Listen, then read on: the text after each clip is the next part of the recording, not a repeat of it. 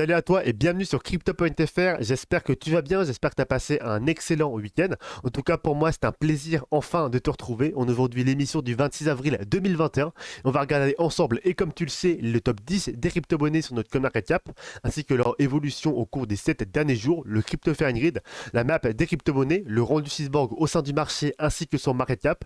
Je vais te représenter très rapidement l'ICO de PointPay. On va regarder ensuite au niveau de Twitter le ou la gagnante du concours des 1000 abonnés. D'ailleurs, encore félicitations à toi pour Natasa S d'avoir gagné le petit concours du coup des 1000 abonnés sur YouTube. Je te contacterai probablement en fin de semaine. Si d'ici samedi tu n'as toujours pas reçu de mail de ma part, c'est probablement qu'il y a eu un problème. Donc n'hésite pas à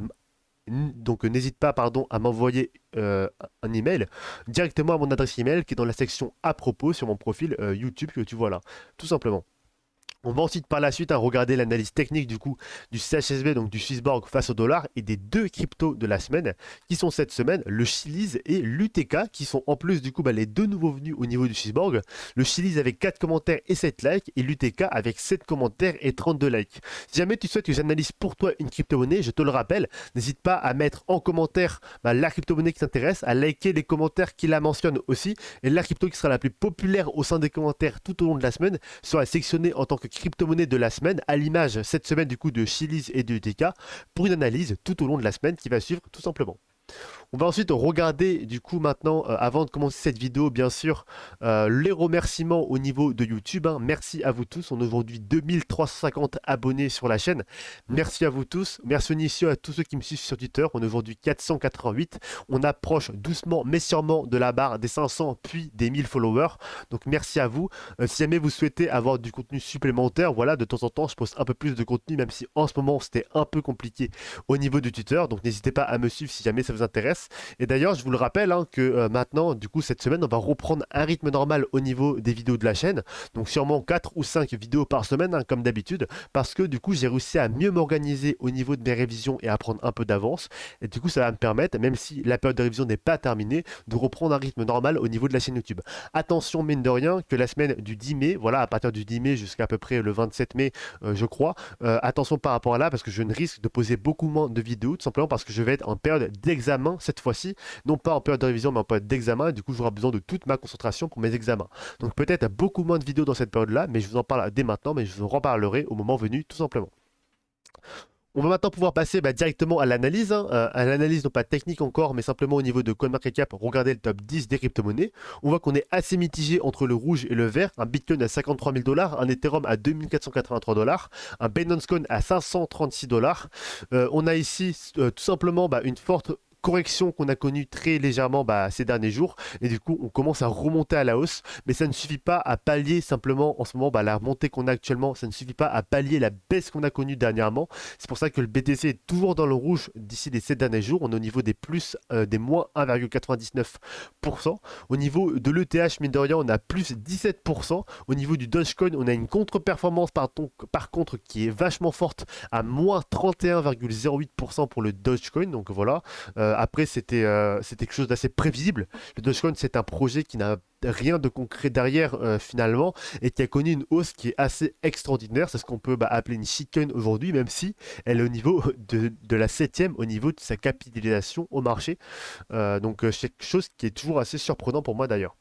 Au niveau sinon des autres crypto-monnaies, on a un XRP au niveau des 1,34 $. Sous 24 heures, on a une performance assez extraordinaire de 22,54%.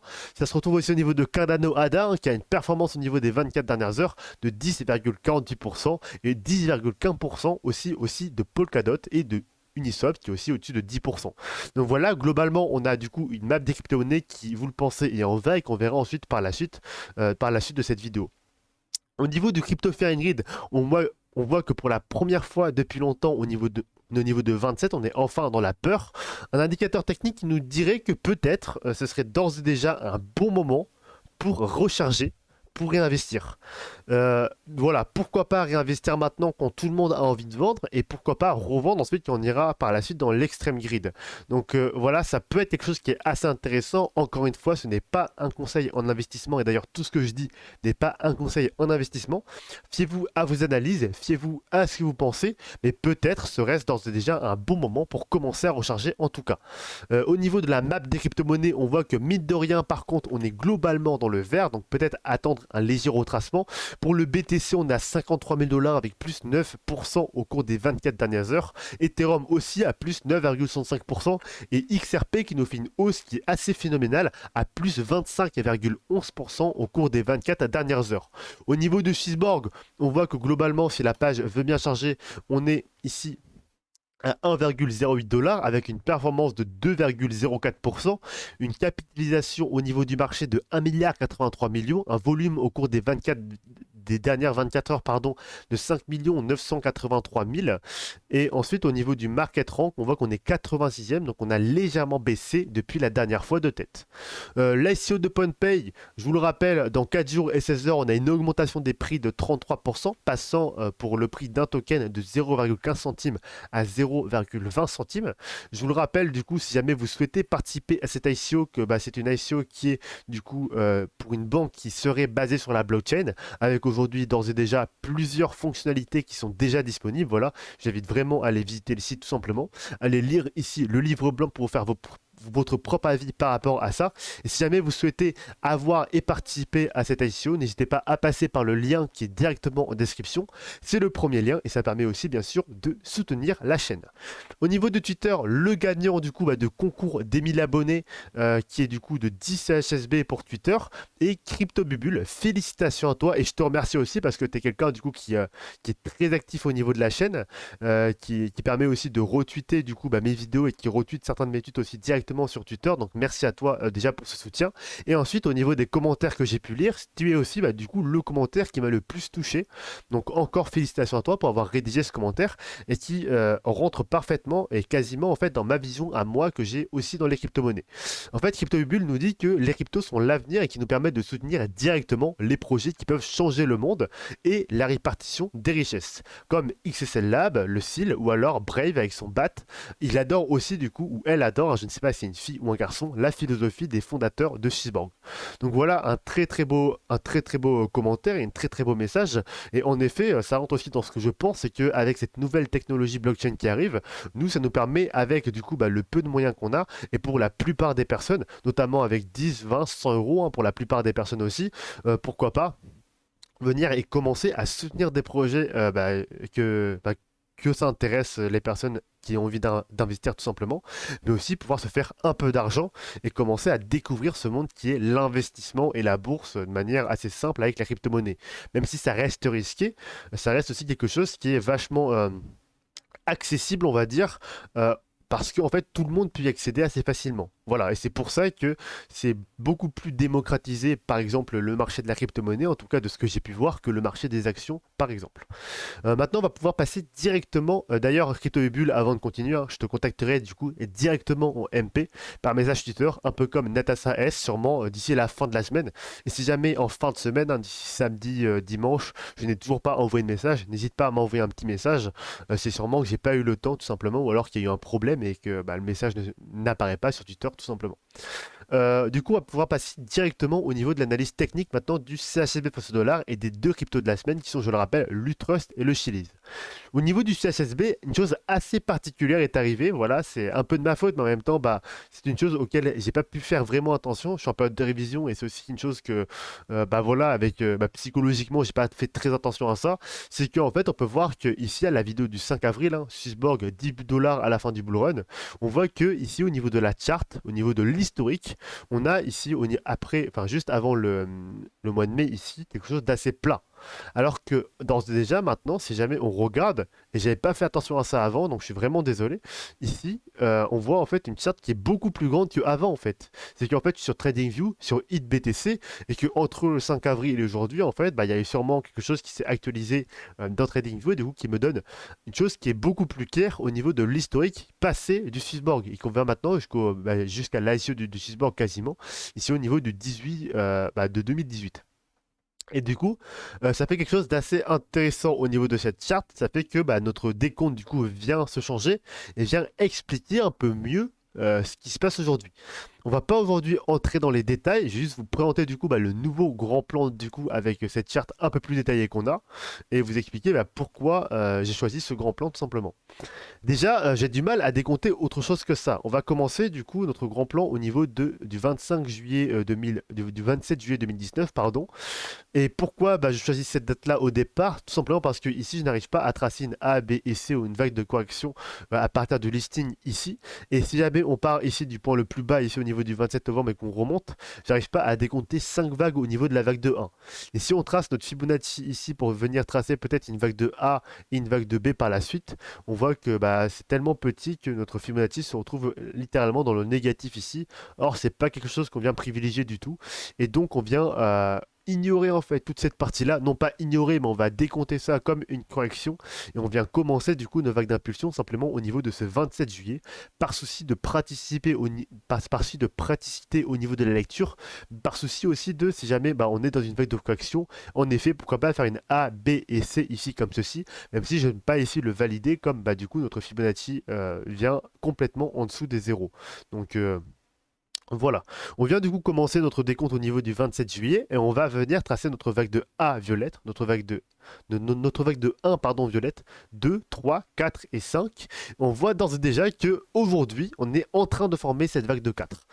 Alors déjà, je vais vous expliquer, on va pas regarder les vagues violettes, les vagues roses ici. Dites-moi bah, en commentaire si jamais vous souhaitez que j'aborde les vagues roses. On va seulement regarder ensemble les vagues violettes. Et on voit que notre vague de 2 violettes, en prenant notre retracement de Fibonacci, vient toucher ici les 61,8 et les dépasser légèrement. On vient pas toucher les 78,6, mais on vient dépasser les 61,8 pour venir atteindre ici la zone des 0,05 centimes de dollars. Donc ça rappelle des bons souvenirs hein, pour ceux qui ont investi à cet endroit-là au niveau de septembre 2020. Par la suite, on va avoir une vague de 3 qui, on va le voir, assez conséquente. En plaçant notre Fibonacci encore une fois, on va avoir une vague de 3, donc c'est pas très précis parce que je vais pas faire un truc très précis, j'ai pas le temps en vidéo là aujourd'hui, sinon la vidéo sera trop longue. Mais on voit qu'on vient dépasser le niveau des 423,6 qui était situé au niveau des 0,79 centimes de dollars et qu'on vient dépasser complètement ce niveau-là au niveau des 1,52 centimes, hein, plus haut et ATH qu'on a connu actuellement, que vous avez sûrement dû remarquer. Et du coup, en prenant par rapport à ça, c'est que bah, du coup, en ayant ici ce décompte de 1, 2, 3, 4 et 5 en rose, qu'on verra sûrement bah, dans une vidéo précédente, mais que je vais quand même vous montrer ici, on voit très rapidement hein, ici que la vague de 3 globalement vient toucher ici les 423,6, une vague de 3 qui est vraiment forte. Et du coup, ça viendrait causer ici une vague de 5 qui vient aussi, encore une fois, dépasser toutes les expériences. Donc pourquoi pas avoir une 5 en extension? On verra ça dans une prochaine vidéo si jamais ça vous intéresse. En tout cas, on va regarder maintenant bah, la correction de la 4 et on va se demander est-ce que en fait on a déjà terminé ou pas la correction. Et malheureusement, ça va peut-être pas vous plaire, mais je pense qu'on n'a pas encore terminé la correction et je pense qu'on va baisser peut-être même encore plus bas. Plusieurs arguments à ça. On va tracer le premier Fibonacci. Et on voit d'ores et déjà que si jamais on terminait en fait la baisse maintenant, on viendrait retracer ici à 38,2 et quasiment à 50%. On viendrait s'attendre après une hausse aussi forte, pourquoi pas avoir une 4 qui viendrait ici au niveau des 61,8% de Fibonacci, au niveau des 64 centimes de dollars. Pour moi en tout cas, c'est vraiment très possible par rapport à ça. En plus, si jamais on prend le décompte qu'on a connu actuellement et le décompte qu'on a un peu galéré à décompter ces dernières vidéos, vous avez pu le voir, on voit que globalement ici on serait simplement en train de former une A. Et au niveau du laps de temps, ce ne serait pas logique en tout cas pour ma part d'avoir ici une vague de 4 qui vient se former en un peu moins d'un mois ici, en un peu plus d'un mois pardon, alors que la vague de 1, la vague de 2 et la vague de 3 sont formées respectivement en plus de 4 mois. On a une vague de 1 qui a commencé le 27 juillet et qui s'est finie le 17 juin, donc on a quasiment 11 mois ici. Ensuite la vague de 2 du 17 juin du coup jusqu'au 22 septembre, ici on a à peu près 4 mois. Et ensuite, du 22 septembre ici bah, jusqu'au 9 mars, on a à peu près 5 ou 6 mois, voire 7 mois ici à cet endroit-là.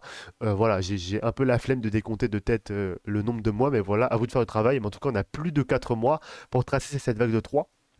Donc, on va peut-être pas attendre 4 mois pour tracer la vague de 4. C'est possible qu'il se fasse seulement en un mois et demi, 2 mois. Par contre, attention par rapport à ça, c'est vraiment possible qu'on vienne consolider beaucoup plus fortement ici pour la vague de 4 et qu'on vienne terminer cette vague de 4, pourquoi pas au mois de juillet, août. Ça m'étonnerait pas aussi par rapport à ça. En tout cas, dans le très court terme, on aurait ici d'ores et déjà du coup terminé, et je le pense, hein, d'après mon décompte que vous allez voir du coup dans les vidéos suivantes, mais je pense qu'on a terminé du coup cette vague de A qui se ferait comme on l'a montré dans la vidéo précédente, du coup en hunting diagonale au niveau de la vague de C, donc en A, B et C, hein, je le rappelle, en flat, en zigzag, pardon, ou en flat, pardon, et du coup la vague de C en ending diagonale en 1, 2, 3, 4 et 5. Hein. Je le rappelle, toutes les vagues se sont décomptent en 3 vagues, et du coup notre vague de B ici, qui aurait comme objectif, bah, du coup on va le voir ensemble, et ça vient en plus se corréler avec ce qu'on connaît actuellement, donc peut-être une reprise haussière au niveau des crypto-monnaies, une vague de B qui viendrait ici au niveau d'abord, bah, premier objectif, les 61,8 pour venir faire une zigzag au niveau des 1,30 $. On va mettre ici un premier objectif de vente à ce niveau-là. Ça, c'est uniquement pour ceux qui veulent risquer ce trade.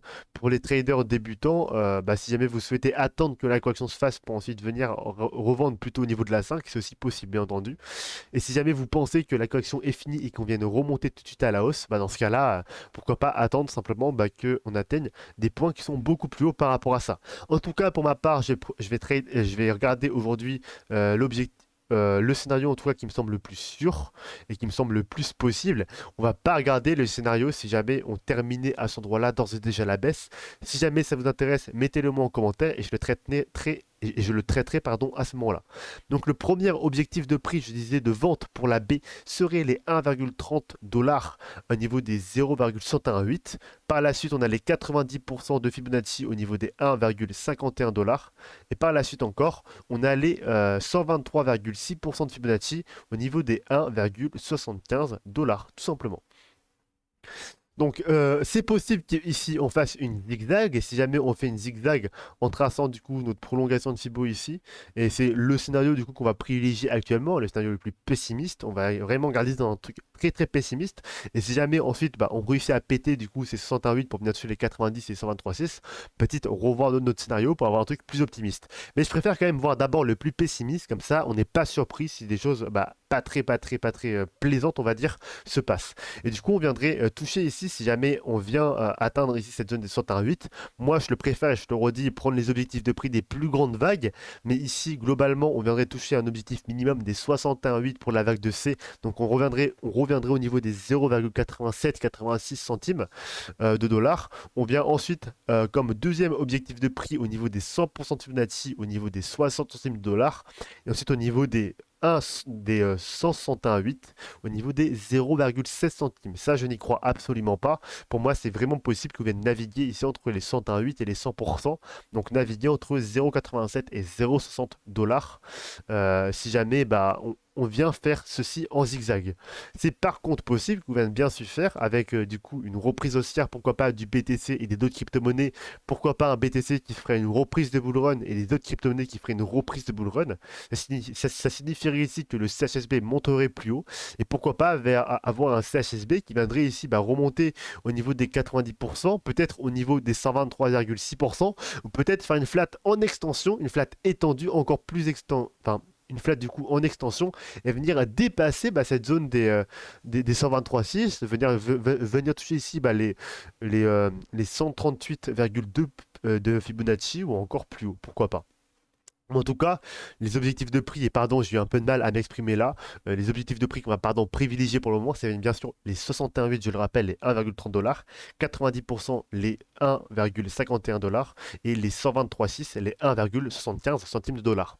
Voilà, donc attention par rapport à ça, à vous de voir par rapport à vos propres analyses, mais en tout cas, avec la charte ici que j'ai beaucoup plus taillée dans le passé, je pense que le CHSB n'a pas fini sa chute et contrairement à ce que je disais du coup dans les vidéos précédentes, on n'aurait pour ma part, je le pense, pas terminé cette baisse. On serait forcément uniquement ici sur une vague de A. On est en train de tracer une vague de B. Ensuite, on tracerait une vague de C par la suite. Pourquoi aussi je pense qu'on est uniquement dans une vague de A? Bah, tout simplement, ici au niveau du décompte, on voit que c'est pas clair. On n'a pas quelque chose de assez clair pour venir tracer une vague de B. Donc je m'attends vraiment ici, pourquoi pas une B en A, B et C. Et ensuite revenir retracer une vague de C si jamais on est dans une zigzag par exemple.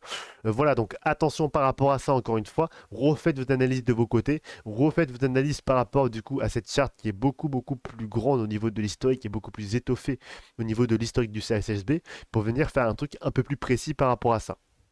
Voilà. Dites-moi en commentaire si jamais vous souhaitez que je regarde avec vous les vagues roses ici, peut-être les sous-vagues encore, les vagues jaunes et les vagues cyan, pourquoi pas. Si jamais vous souhaitez que je fasse plus de scénarios ici pour cette vague de 4, dites-moi tout ça en commentaire si jamais ça vous intéresse. En tout cas là, je vais pas avoir le temps de faire plus de choses dans cette vidéo sur le CHSB parce que la vidéo commence déjà à être un peu longue, j'ai l'impression. On va donc passer directement au crypto de la semaine. On va commencer par l'UTK, donc l'Utrust. On voit que globalement ici, l'Utrust a connu une hausse assez significative. Si jamais on prend les pourcentages de bénéfices au plus bas ici et qu'on vient ici au niveau de l'ATH connu, on a une hausse ici qui a connu de plus de 800% au niveau de Utrust. On a une correction ici par contre qui s'est fait assez fortement ici au niveau, si on prend du coup de l'ATH au niveau jusqu'au bottom actuel connu, on est au niveau ici des moins 54% pour l'Utrust, donc une baisse qui a été assez forte pour ceux qui ont acheté le top. Est-ce qu'on est d'ores et déjà en train de remonter ici au niveau de l'Utrust et on a connu du coup le plus bas, le bottom au niveau de Utrust.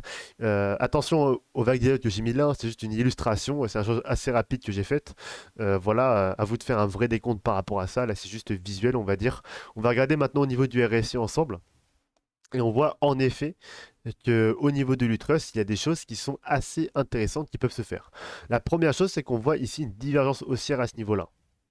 Comme vous pouvez le voir, on voit ici le premier sommet qui est plus bas que le deuxième sommet et le premier sommet ici qui est le plus haut que le deuxième sommet. Et on voit ici aussi une deuxième divergence haussière à ce niveau-là. C'est ici. On voit que à ce niveau-là, on a pareil, du coup un premier un premier bas qui est plus bas que le deuxième. Ici, on a un premier bas qui est plus haut que le deuxième. Donc attention par rapport à ça, j'ai l'impression que ici aussi on a une double divergence du coup haussière au niveau de Utrust. Je pense d'ores et déjà qu'on a connu du coup le bottom avec autant de signaux et qu'on viendrait remonter par la suite au niveau de Utrust. Je ferai une analyse un peu plus détaillée les jours qui vont suivre cette semaine parce que là on a fait une analyse assez longue du CHSB et donc j'ai pas le temps de faire quelque chose de plus détaillé au niveau des cryptos de la semaine. Au niveau de Chiliz, du coup, la deuxième crypto de la semaine, c'est une chose qui est assez compliquée à voir. On voit qu'au niveau graphique, voilà, c'est pas très facile à lire, en tout cas en termes de vague d'Elliott. Donc, je ferai une analyse plus détaillée de ça une fois que je l'aurai travaillé bien plus de mon côté. Normalement, les cryptos de la semaine, je fais vraiment sur le tas, mais là, c'est assez compliqué, je vous l'avoue. Et du coup, on va regarder simplement au niveau du RSI assez rapidement.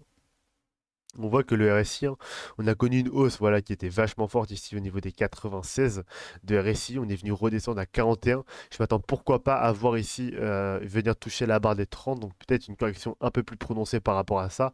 En plus, si jamais je regarde le cours, bon, c'est possible que le cours soit fini en A, B et C. Mais je m'attends vraiment pourquoi pas à avoir une correction plus prononcée en tout cas au niveau du Chiliz. Au niveau de la hausse qu'on a connue et du pourcentage de hausse qu'on a connu, si on prend le plus bas connu, voilà, au niveau ici des 0,003 centimes, on est monté ici au plus haut niveau des 95 centimes, quasiment au niveau des 1 dollar. Ça nous fait une hausse de 24 983%, une hausse qui est assez phénoménale. Donc moi je m'attends pourquoi pas à avoir une baisse qui est beaucoup plus forte que ça au niveau du Chiliz. La baisse actuelle, si on la regarde, et je pense qu'elle est déjà significative, est au niveau ici des 66%. Donc c'est en effet possible que la baisse soit déjà terminée maintenant, mais pourquoi pas descendre encore plus bas, c'est aussi bien entendu possible. On a terminé du coup pour cette vidéo. Voilà, donc l'analyse des cryptos de la semaine était assez courte parce que la vidéo du CSSB est assez étoffée. J'espère que cette vidéo vous a plu. J'espère qu'elle vous a aidé au niveau de vos analyses. J'espère qu'elle vous a permis de comprendre un peu ce qui s'est passé au niveau du cours du Swissborg, notamment avec cet historique un peu plus étoffé que j'avais pas vu dernièrement. Encore désolé par rapport à ça. On fera du coup, dites-moi en commentaire ce que vous souhaitez que j'analyse au niveau du Swissborg dans les vidéos prochaines. Est-ce que plus ce qui se passe actuellement avec les différents scénarios, est-ce que vous souhaitez voir plus l'analyse ici graphique du coup des vagues roses ici, ou alors mon graphique non simplifié, peut-être le voir avec les différents sous-décomptes que j'ai fait tout simplement. Voilà, donc dites-moi en commentaire ce qui vous plaît et en fonction de ce que vous demandez, j'ajusterai les vidéos de cette semaine. Voilà tout simplement, je le rappelle bien sûr pour CryptoBubule et pour Natasa S, donc les deux gagnants, encore félicitations à vous, je vous contacterai directement, respectivement par mail et par message privé pour le tuteur. Si jamais c'est pas fait d'ici la fin de la semaine, n'hésitez pas à m'envoyer un message privé du coup pour CryptoBibule et un mail pour Natasa S. Ce serait vraiment bien parce que ça voudrait dire qu'il s'est passé un petit problème et que du coup, soit le message s'est pas envoyé, soit j'ai eu un problème au niveau de cette semaine tout simplement. Donc n'hésitez pas à m'envoyer un message si jamais il n'y a pas de contact d'ici la fin de la semaine en tout cas. J'espère que si cette vidéo vous a plu, en tout cas, n'hésitez pas à mettre du coup la crypto-monnaie qui vous intéresse en crypto de la semaine directement en commentaire. Et n'hésitez pas à vous renseigner aussi au niveau de PointPay. Je le rappelle, hein, tout ce que j'ai dit en vidéo, c'est pas des conseils en investissement. Ce que je vous présente en ICO, c'est des ICO que je pense qui sont plutôt sûrs, plutôt sympas. Mais voilà, on est sûr de rien. Les ICO, il y a beaucoup de scams, hein, je vous le rappelle. Donc n'hésitez pas à vérifier de votre côté au niveau de PointPay. N'hésitez pas aussi en commentaire à me dire votre version du décompte ou alors en m'envoyant un message privé sur Twitter votre décompte sur CHSB avec cette historique un peu plus étoffée. Ça permettra peut-être de voir des erreurs au niveau du mien et de venir le corriger dans les vidéos qui vont suivre. Voilà, donc passez une excellente soirée et on se voit sûrement mercredi ou alors demain directement pour une nouvelle analyse du CHSB, de l'UTK et du Chiliz. Dites-moi aussi si vous voulez que je vous mets que je vous fasse une présentation très rapide des projets de Utros et de Chiliz, une présentation qui sera très rapide, mais qui sera peut-être utile pour certains débutants. Voilà. Donc je termine ici la vidéo, passez une excellente soirée et je vous dis à plus tard.